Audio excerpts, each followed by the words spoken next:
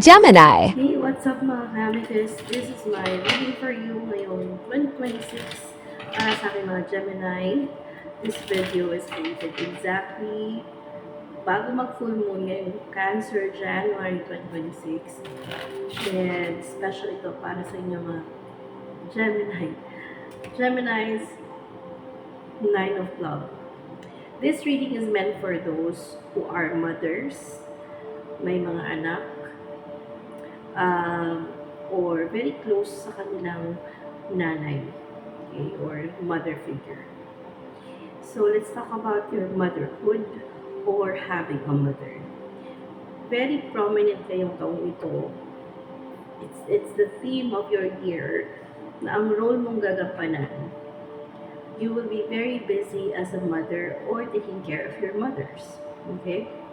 So, 7 o'clock, pero kailangan daw itong isikreto, ipanalangin, at bigyan ng pagpapahalaga ang kultura, pananalig o paniniwala ng magulang na babae. Kung ikaw yun, then it's your belief system ngayong taong ito. You will be very worried. Pwedeng mag-alala ka tungkol sa nanay mo or sa pagiging nanay mo within this year. That's why you have to strengthen your faith, your belief system, kung anong religion kakabilang. It's gonna be very important dahil doon magiging malinaw kung ano ang may establish mo this year, especially April or 4th quarter ng taon. Okay? Ace of Spades, tungkol ito sa kalusugan ninyo, kalusugan ng magulang babae. You will be very clear with your intentions with your health and as a mother or having a mother. And 3 of Spades, may mga limitations and boundaries na rin daw tungkol dito. So Geminians, I would like you to follow the rules, the suggestions, or the advice of a doctor or specialist kung ano man ang inyong ginagawa ngayon para sa magulang na babae o para sa inyong magulang. Ang mensahe naman ng Oracle card for you, Gemini Sun or Rising, this will resonate to anyone that's watching this, or it can be for your family, relatives, or anyone that you know. Begin now. Sa pag-uumpisa ng taong ito, may uumpisahan ka din. Hindi daw ito magiging sobrang masaya or hindi ka enthusiastic for sure, but you will only have that enthusiasm or excitement kapag nandoon ka, nakakross ka na sa bridge or nagaganap na daw ito. Ngayon, maaaring hindi pa, ang ilan sa inyo kung na-experience nyo na ito, siguradong you have that excitement or awareness. But if not, siguradong hindi naman kayo basta-basta kikilos or gagalaw pa muna. And you need to find your sanctuary, your philosophy, your understanding about this life beyond life experiences. So there's a possibility na ang ilan sa inyo maging sobrang in tune with spirituality, religion, or maging madasalin, magsisimba na, ganyan. Impasse para daw, kayanin nyo yung mga tagpo ngayong taong to that you will no longer have enough time to pause or have a break or reflect. Mag-reflect ka man ngayon, sigurado marami ka pa rin dapat gagawin. This year will be very full of actions for you. And your tarot card reading naman, Sun, Moon, Rising, Gemini, random cards for you. So, take advantage mo na yung panahon ng pagpapahinga. Kung ikaw ay less ang ginagawa nito mga nakaraang buwan, guarantee you, piniprepare ka. Hahandaan mo ang mga bagay ngayong taong to na halos kukulang na sa tulog or pahinga. So, appreciate what you have right now. Queen of Wands.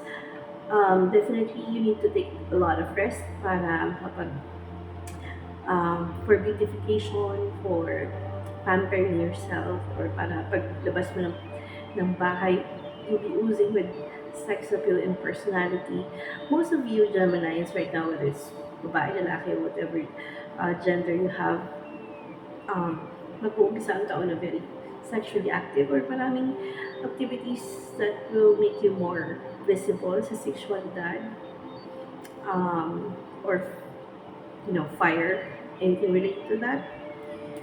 Intimacy, yeah, Eight of Cups in reverse, but definitely Geminians will be very active kahit na anong aspect ng buhay ninyo ito ilalagay.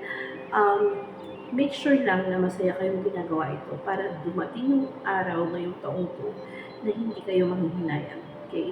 I-prioritize pa rin daw kung ano yung pinaka-importante sa panahon ito dahil, last one, hindi pwede ma-expose lahat ng bagay sa inyo. I would highly recommend for most of you Geminians to make your life very private as much as possible. Kung hindi naman masyadong importante, huwag nyo lang masyadong expose ang sarili nyo sa information or i-share lahat ng information about your life because keeping a low-key life, humble life, and private life is going to make your life easier this year na hindi ka rin ma-expose sa kahit na anong negativities at big problems at the end of the year. Okay? At dahil dyan, oops, lumagpas ang kamay ko. Gemini, Sun, Moon, Rising, ito ang message ng aking tatay for you gamit ng I Ching or Chinese Bamboo 6. See, motherhood. If your mother is talking to you right now, as a child or part of their children, or kung kayo naman ay magulang na babae, ang importante ngayon ay mga anak or children, gaya ng past or nakaraang mga taon, this new beginning or new year will be definitely mas intense kung kayo yung nanay, magulang na babae nyo, at magulang na babae ng inyong magulang. The treatment will be very special, full of enjoyment and aggressiveness. Last but not the least, this year for Gemini Sun Rising, your sincerity of love or devotion, yan, will attract you more because of your sincere and authentic love. Pagiging totoo sa puso mo, ma-attract mo ang good luck or blessings. Thank you.